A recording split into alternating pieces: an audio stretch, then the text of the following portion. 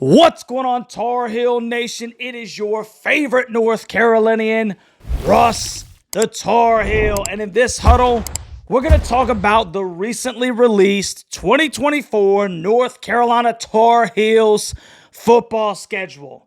And I am stoked. Yes, I know that it's January, and I know that our hardwood heels are stinking hooping. But you also know that your boy loves to talk about some Carolina football. Now, like was aforementioned, it's January, okay? So this will just be a very brief look at the 2024 UNC football schedule. What I'll do is I'll reveal the opponent, go over the all-time record between Carolina and said opponent, and then we'll briefly discuss the last time that the Heels met that team on their gridiron. So, just to reiterate, this is not a prediction show. It's only January, and there is a ton of stuff that can happen between now and the spring game and between now and the first game of the season. But we will definitely take a look at the schedule. So, without further ado, drum roll, please. Wham! There it is. And the first thing that your boys got to say is, what is that? Minnesota, Charlotte, NC Central, and James Madison in the non-con. And I'm going to be completely honest with you guys. Not one of those games, not one of them is sexy to me. I'm just keeping it a buck, man. Yes, the first game of the season, as we get into it, Thursday, August 29th, the North Carolina Tar Heels will go up to Big Ten country and face the Minnesota Golden Gophers. And we saw what that game looked like last year, and I anticipate that it'll be much the same.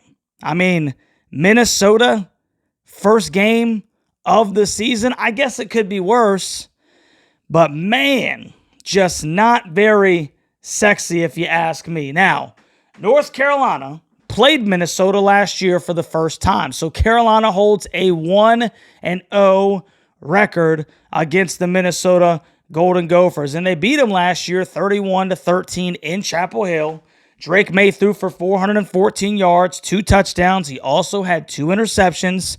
O'Marion Hampton had 1 touchdown on 13 carries for 46 yards, and Nate McCullum had a touchdown on 15 catches for 165 yards receiving. So that was like the one game that Nate McCullum stinking balled out. Then we go to September 7th. The Charlotte 49ers, out of the American Athletic Conference, their first year in the AAC. Carolina's never played these guys before. And you know what? If you ask me, it should stay that way. But here we are, September 7th, playing the Charlotte 49ers in Chapel Hill. And good night. Carolina signs a home and home or a home and away with Charlotte. So when we play Charlotte next time, guess what? We have to play at Charlotte. There's no reason that North Carolina should ever play at Charlotte. Then you follow that up, September 14th, North Carolina Central, out of the MEAC, the Mideastern Athletic Conference. Carolina has never played North Carolina Central. If you ask me once again, it should stay that way.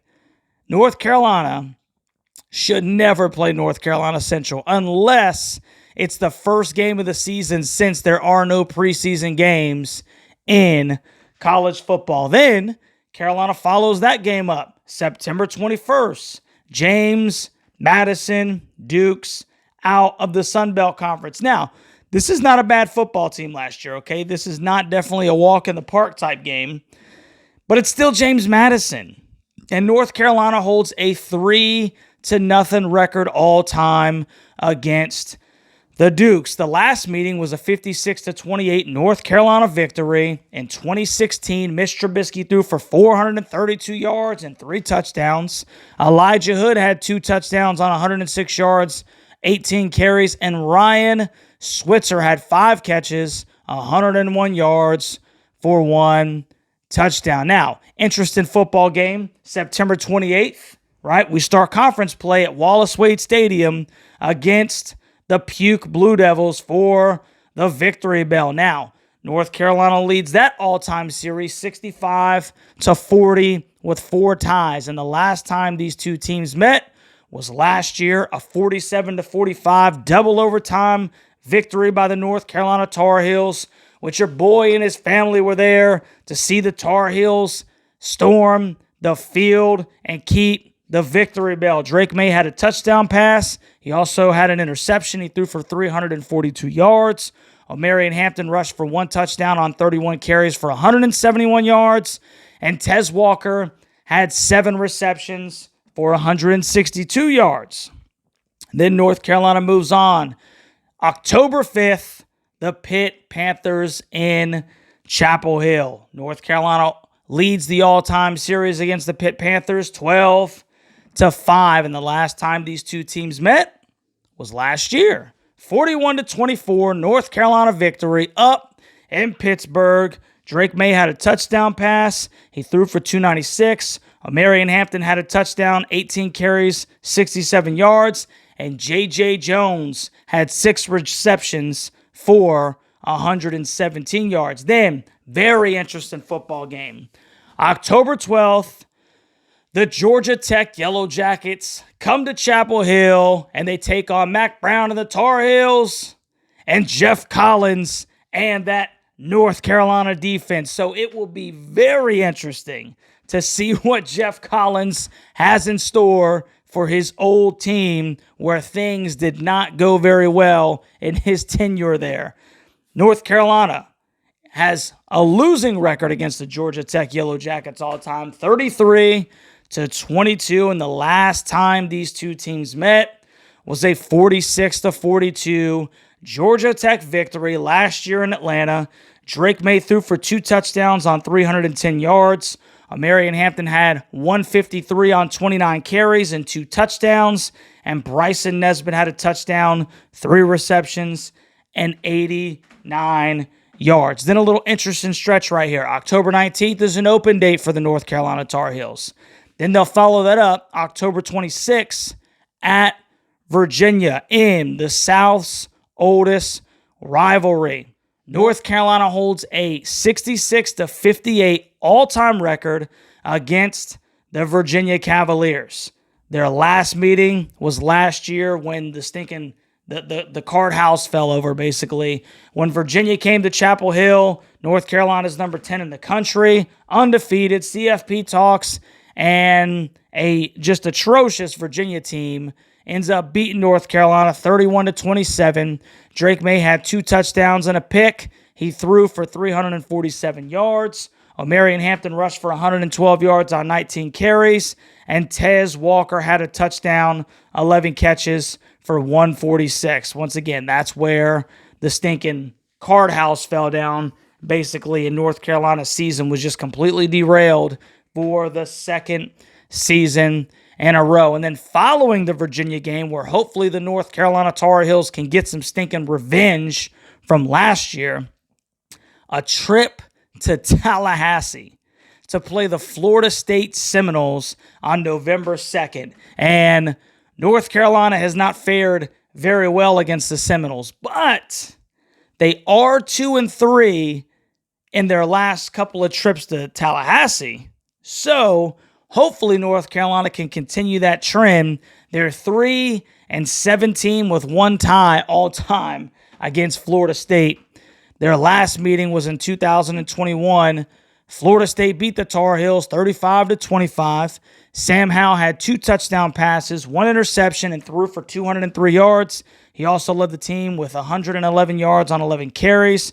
And Josh Downs had 121 yards on 9 catches with a touchdown. Then North Carolina has another open date on November 9th before they hit the home stretch. And then, happy birthday to me, November 16th, the North Carolina Tar Heels host the Wake Forest Demon Deacons in Chapel Hill. And this is one that I may have to go to. I've been telling everybody that, like, it's on my birthday, but I really want to go to the NC State game in Chapel Hill. So you let me know down in the comment section which game Russ the Tar Heels should go to this year, because obviously you guys know I got to travel to get there. But anyway, Wake Forest is losing all time against North Carolina, 72-36 with 2 ties, and the last meeting between these two teams was a 36-34 North Carolina victory back in 2022. Drake May threw for 448 yards and 3 touchdowns. He also had a rushing touchdown and led the team with 71 yards on 11 carries. And Josh Downs had 3 touchdown catches, 11 receptions for 154 yards. Then Carolina will follow that up. This is kind of a tricky game. November 23rd, I got to take a trip up to Boston, so you know it's going to be stinking cold.